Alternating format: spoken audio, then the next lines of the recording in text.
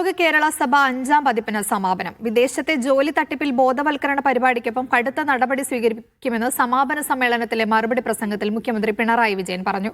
3 ദിവസം നീണ്ട സമ്മേളനത്തിൽ 7 മേഖലാടിസ്ഥാന സമ്മേളനങ്ങളും 8 വിഷയാധിഷ്ഠിത ചർച്ചകളും നടന്നു.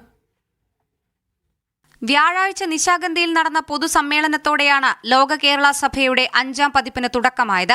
നിയമസഭയിലെ ശങ്കരനാരായണൻ തമ്പി ഹാളിലായിരുന്നു സഭാ സമ്മേളനം. ഇതുകൂടാതെ കേരള യൂണിവേഴ്സിറ്റി ക്യാമ്പസിൽ ഓപ്പൺ ഫോറവും ലോക കേരള സഭയുടെ ഭാഗമായി നടന്നു.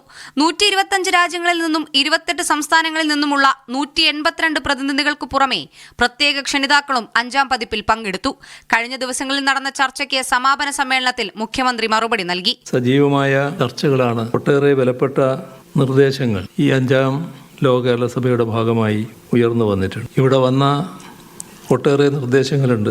അതെല്ലാം നാം തയ്യാറാക്കുന്ന പദ്ധതിക്കും സഹായകമാകും. പ്രതിപക്ഷ ബഹിഷ്കരണത്തിലാണ് ഇത്തവണയും ലോക കേരള സഭ നടന്നത്. ദൂർത്താരോപിച്ചും പദ്ധതി നടത്തിപ്പിലെ വ്യക്തതക്കുറവ് ചൂണ്ടിക്കാണിച്ചുമാണ് ഇത്തവണയും പ്രതിപക്ഷം വിട്ടുനിന്നത്. മീഡിയ 1 തിരുവനന്തപുരം.